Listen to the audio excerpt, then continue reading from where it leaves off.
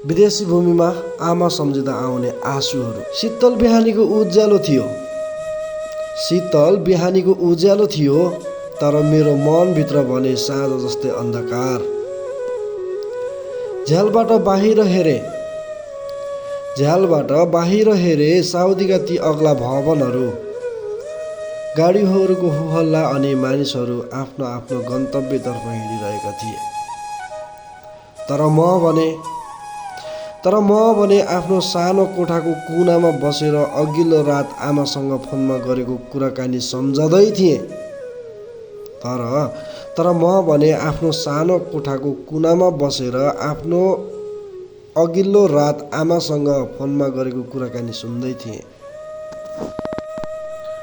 छोरा राम्रोसँग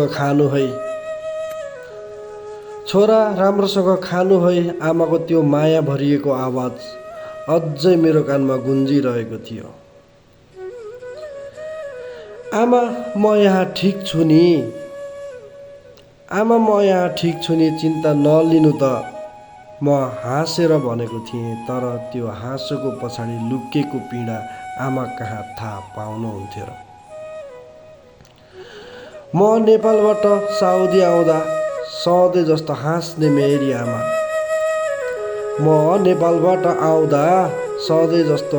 मेरी आमा आजभोलि मलिन देखिनु भएको छ। म बाहिर जान लाग्दा ढोकामा उभिएर हेरेर मात्र बस्नु भएको थियो। त्यो दिन आमा रुनु भएको म देख्न चाहदिनथेँ, तर उहाँको आँखामा लुकेर बसेका आँसु मबाट कहाँ लुकेका थिए र। म विदेश आउँदा सपनाको संसार सोचेँ। ठुला ठुला भवनहरू, रङ्गीचङ्गी बत्तीहरू, स्वतन्त्रता, रमाइलो। तर आमा छाडेर आएको त्यो दिनदेखि नै मेरो मनको कुनामा गहिरो खालीपन बस्न थाल्यो। यहाँ सबै कुरा छ, पैसा, प्रविधि, विकास, तर आमा। हरेक बिहान उड्दा नेपालमा जस्तो कोठाभित्र आमाले तयार पारिदिनु भएको चिया नास्ता माया खोज्छु। हरेक बिहान उड्दा आमाले कोठामा तयार पारिदिनु भएको जस्तो चिया नास्ता खोज्छु। तर यहाँ आफैले बनाएको रासायनिक स्वादको कफी र सुक्खा ब्रेड खाने बेलामा कोही सोध्दै छैनन्, छोरा अरू के खान्छस् भन त। आफ्नो जन्मदिन आयो, साथीहरूले ह्याप्पी बर्थडे भने, केक काटे, तर मन त आमाको त्यो माया भरिएको अङ्गालो खोज्दै थियो। छोरो धेरै धेरै आशीर्वाद, भगवानले तिमीलाई धेरै खुसी दिउँ।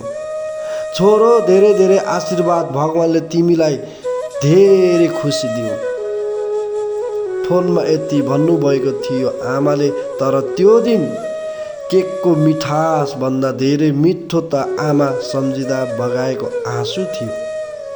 कहिलेकाहीँ जब काम सकेर राति कोठामा फर्कन्छु, थकाइले लत्रिएको ज्यान लिएर सिधै ओछ्यानमा पल्टिन्छु, तर निन्द्रा कहाँ लाग्छ र। आँखा चिम्लिँदा देख्छु आमा आँगनमा बसेर उनिरहेको स्वेटर, आमा भान्सामा मसँग कुराकानी गर्दै भाँडा माझ्दै गरेको दृश्य। यसैबीच एक दिन आमाले फोनमा भन्नुभयो, छोरा तिम्रो भाइलाई स्कुल भर्ना गर्नुपर्ने छ, के तिमीले केही पैसा पठाउन सक्छौ र।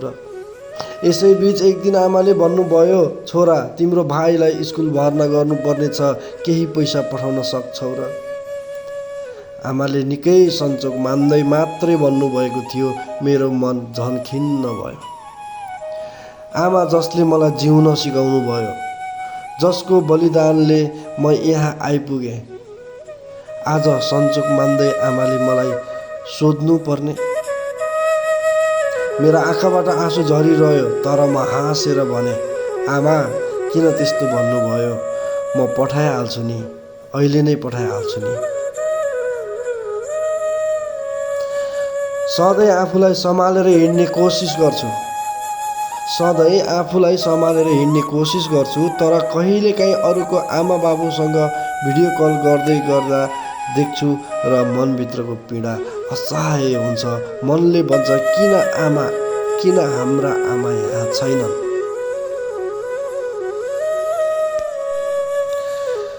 रातको समयमा जब चिसो हावाले झ्याल हल्लाउँछ म अझ झन धेरै आमा सम्झन्छु। आमा पनि मलाई सम्झेर झ्याल बाहिर हेर्दै हुनुहुन्छ होला जस्तो लाग्छ। आमा कति माया गर्छु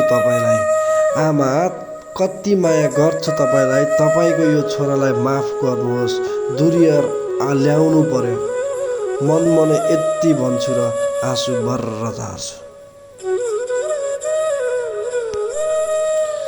चाडपर्व आउँछ, टिका, दसैँ, तिहार। यहाँ भने ती दिनहरू सधैँ जस्तो काममा बिताउनु पर्छ। आमा सम्झिन्छ र रोन्छ मेरो मन। आमा तपाईँको हातको मिठो सेलरोटी, त्यो अङ्गालो, त्यो निधारमा टिका, यी त बास एक सपना मात्रै भए। विदेशी भूमिमा सबैभन्दा ठुलो गाह्रो के हो भने जब पीडा हुन्छ, दुःख, मन भदभद पोल्छ, तब आमा टाढा हुनुहुन्छ। हरेक चोट, हरेक अपमान, हरेक पीडा सबै सँगै बसेर सम्झाउने, छोरा तिमी बलियो बन्नुपर्छ है भन्ने आमा हुनुहुन्न।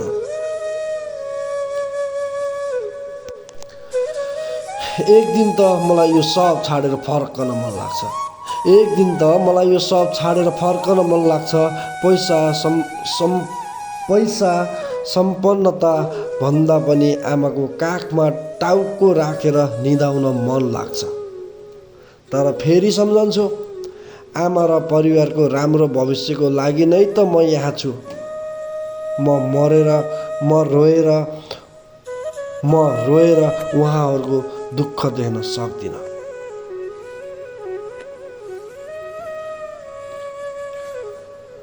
अन्त्यमा म भन्छु, आमा म टाढा भए पनि तपाईँको माया मेरो मुटुमा छ। हरेक दिन तपाईँको सम्झनाले मलाई जिउन प्रेरणा दिन्छ र म बाचा गर्छु आमा, एक दिन यत्रो मेहनत फल लिएर तपाईँलाई खुसी बनाउन फर्किनेछु।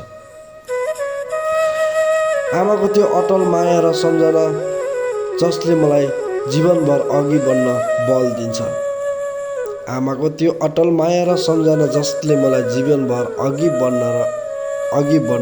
दिन्छ। र आज म यही परदेशी भूमिमा आकाशतर्फ हेरेर भन्छु, आमा म तपाईँलाई असाध्यै माया गर्छु र छिट्टै घर फर्कनेछु।